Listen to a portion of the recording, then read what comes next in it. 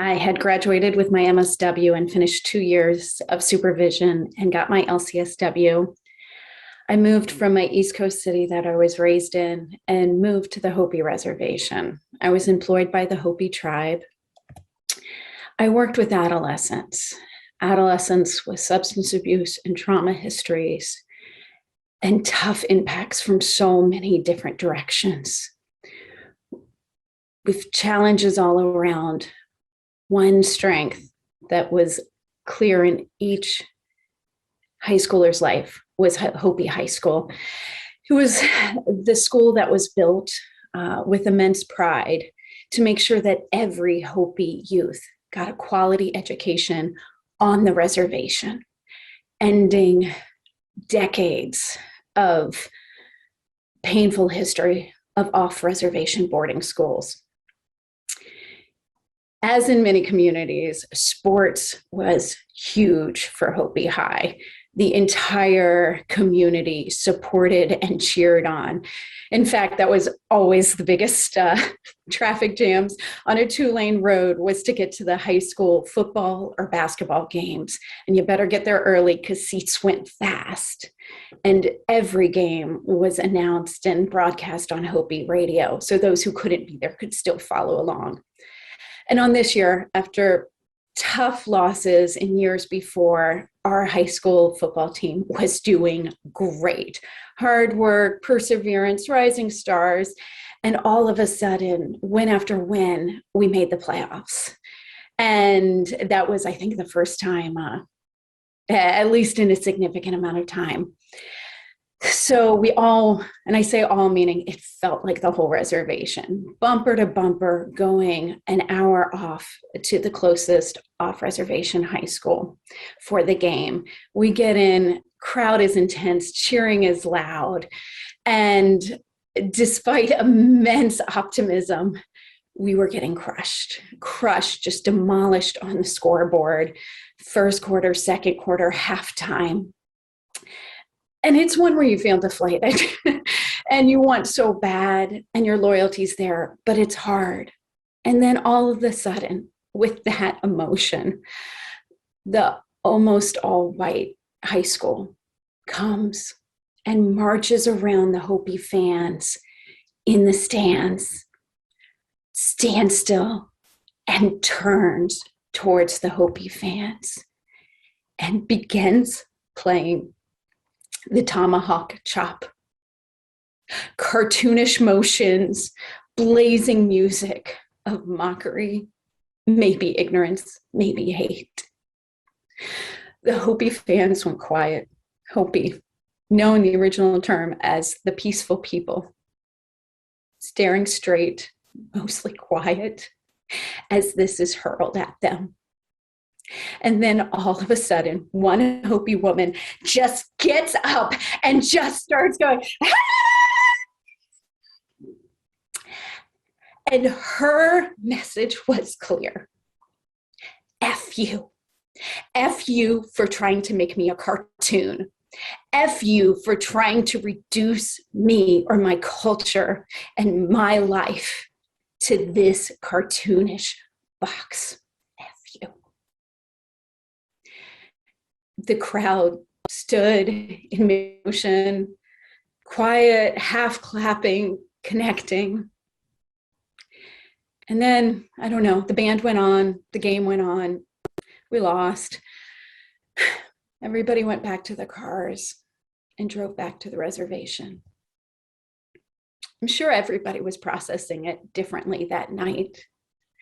But for me on that ride home, that is the moment where my social work education on culture and thoughts on songs, emblems, mascots, that went from head knowledge, from cognitive awareness to heart knowledge, to visceral understanding that this hurts people. Use of these symbols, mascots, mockery, these actions and who we venerate hurts people. Life went on.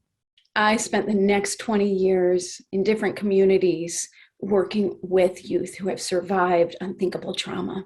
And what I always found was it was linked: individual trauma, family trauma, community trauma, intergenerational trauma, historic trauma, systemic trauma was connected everywhere. It affects neurobiology, it affects relationships, it affects how each human understands themselves and how their mind and heart work.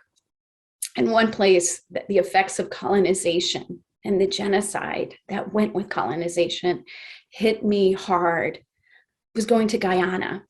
Guyana, a country in South America. I went there to work with survivors of sexual abuse and to assist with training for interviewing survivors. And getting there, it is hard to not see a blazing truth of colonization. Almost 50% of residents are Afro-Caribbean descendants, from being descendants of those abducted and taken and enslaved across the Atlantic Ocean. About almost 50% are descendants of South Asia, South Asian Indians who are descendants of human trafficking through indentured servitude. And then the remaining less than 10% are survivors of the genocide, indigenous survivors. I was there while, as life intersects, my home address, I moved in Phoenix and was living on Columbus Avenue. And I want you to take a moment to think about that. Columbus, who came from Europe to the islands of the Caribbean, and one of his first actions was abduction of indigenous people and taking them back to Europe for enslavement and servitude. I want you to imagine what that's like for someone receiving your visa with that address, knowing you're there to try to help. I want you to imagine what it's like to come back and work for tribes here, and imagine being the tribal human resources person who receives your home address and knows you're here to help, and you are lifting up a harboring of genocide through your address. So I did what I hope every good social worker would do, which is went for change. I went to city council. I contacted people. Some city council members had no time and energy for it. The worst were those who said things like, "No, you're trying to whitewash history." Whitewash history? Whitewashing is brushing over something. What have we done to millions, thousands of people and years of history of Indigenous America? And what I realized was what they wanted to make sure was never peeked behind was the idea that manifest destiny, that colonization hurt people, that it's not a victimless crime, that genocide and enslavement has survivors and has impacts in every way. So I went person by person in my neighborhood and started conversations. And what I found was many people were open and willing to learn. The first thing they said, though, was, "It doesn't bother me." And what a mind shift to realize, no, it may not bother you, but it hurts someone else. And I found growth, and I found connection among neighbors who changed minds, opened hearts, thought through things from new perspectives. And I found growth. I also found adults who were triggered, who had to use primitive skills of emotional denial, repression, and projection to make it.